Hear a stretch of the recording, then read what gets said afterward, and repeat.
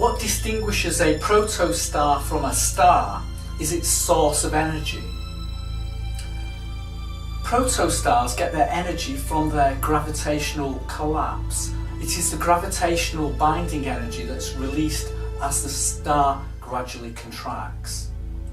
But fully blown stars have another energy source at their centre, which are the fusion reactions that are converting hydrogen into helium.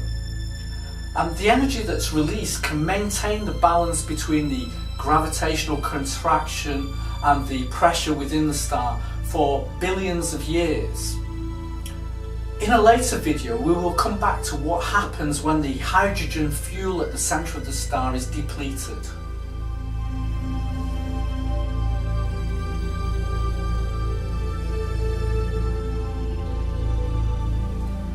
For now we will continue looking at the birth of stars.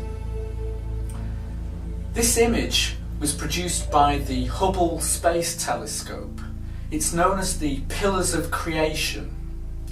When it was first published in 1995, it caused quite a sensation. Nobody had ever seen anything quite like it before. It shows a star-forming region within the Eagle Nebula, which is an interstellar gas cloud formed of hydrogen and helium gas and dust from earlier generations of stars. At the end of each of the pillars is a small protostar. Now there's no up or down within the Eagle Nebula, so the orientation of the image was chosen simply for dramatic purposes.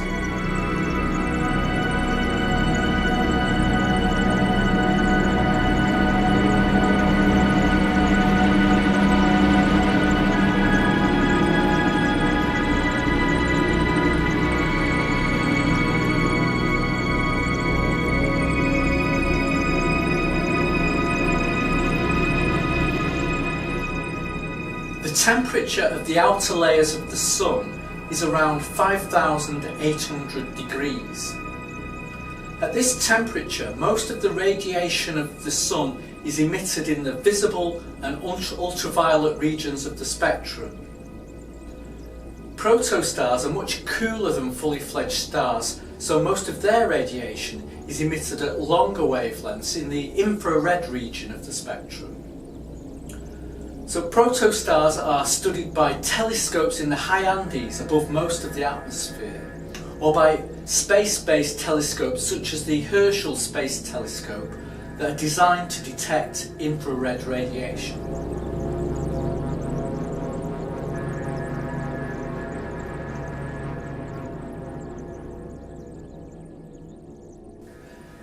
There's a star-forming region that we can easily see in the night sky. The constellation Orion the Hunter is a glorious sight in the northern winter night sky. Orion has a belt of 3 prominent stars, and beneath the belt is his sword, which is formed from 3 fainter lights. The middle of these is a fuzzy patch of light known as the Orion Nebula. It's a spectacular sight even through a modest telescope, a region of gas containing bright young stars that lies at a distance of 1,500 light years. Many of the bright young stars in the Orion Nebula are surrounded by dusty disks of material that is believed to be in the process of accreting to form a planetary system around the star. These are known as proto-planetary disks, or proplyds for short.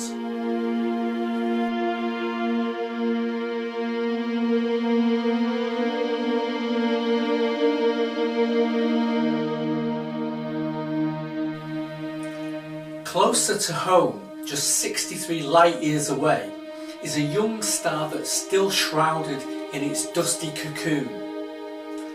Beta Pictoris is estimated to be about 20 million years old, and it's long been speculated that a planetary system is forming within this dusty cloud.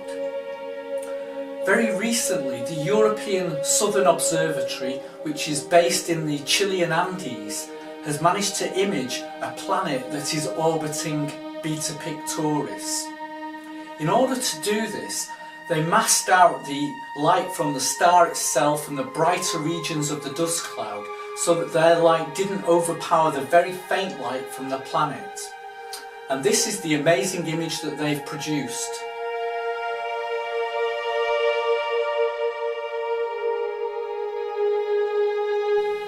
This image is an artist's impression of what the Beta Pictoris system might look like from close by.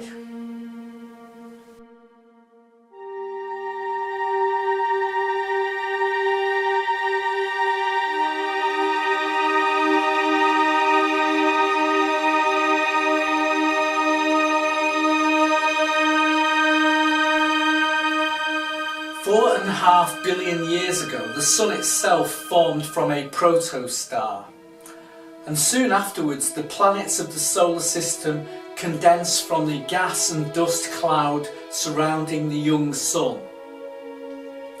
In the next video we will be looking at the properties of fully fledged stars and how they vary according to the mass of the star. So thank you for watching, and please come back again soon for more videos from the Cosmic Mystery Tour.